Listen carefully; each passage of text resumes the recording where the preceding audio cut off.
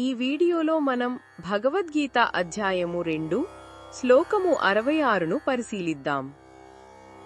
ఈ శ్లోకంలో శ్రీకృష్ణ పరమాత్మ సుఖానికి శాంతికి ఉన్న విడదీయరాని సంబంధాన్ని చాలా అద్భుతంగా వివరిస్తున్నాడు. భగవానుడు చెబుతున్నాడు, ఎవరికైతే తమ మనసుపైన ఇంద్రియాలపైన నిగ్రహము ఉండదో అలాంటి వారిని అయుక్తుడు అంటారు.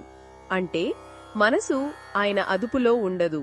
అలాంటి నిలకడలేని మనసు ఉన్నవారికి ఆత్మను గురించిన జ్ఞానం అంటే ఆత్మజ్ఞానం లభించటం అసాధ్యం. ఉదాహరణకు, గాలికి కదులుతున్న దీపాన్ని మనం ఎలాగైతే చూడలేమో లేదా కదులుతున్న పాత్రలో నీటిని ఎలా నింపలేమో, అలాగే చంచలమైన మనసులో జ్ఞానం అనే జ్యోతి స్థిరంగా వెలగదు.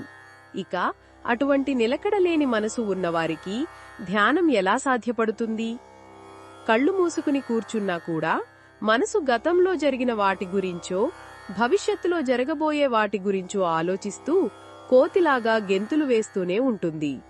మరి ధ్యానం చేయలేని వారికి శాంతి ఎక్కడ్నుంచి లభిస్తుంది? ఆలోచనల తుఫానును నిశ్శబ్దం చెయ్యటమే ధ్యానం. ఆ నిశ్శబ్దమే శాంతి.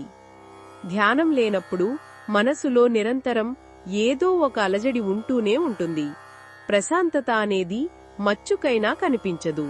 చివరగా భగవానుడు ఒక సూటి అయిన ప్రశ్న వేస్తున్నాడు. శాంతి లేని మనిషికి సుఖం ఎలా దొరుకుతుంది?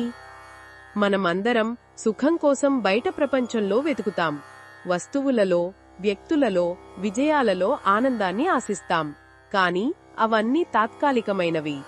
అసలైన శాశ్వతమైన సుఖం మన అంతరంగంలో లభించే శాంతి నుంచే పుడుతుంది. ఆ మూలమైన శాంతే లేనప్పుడు ఎన్ని భోగభాగ్యాలు ఉన్నా నిజమైన తృప్తి, సుఖము ఉండవు. కాబట్టి ఈ శ్లోకం మనకిచ్చే గొప్ప సందేశం ఏమిటంటే, మన ఆనందానికి మనమే బాధ్యులం.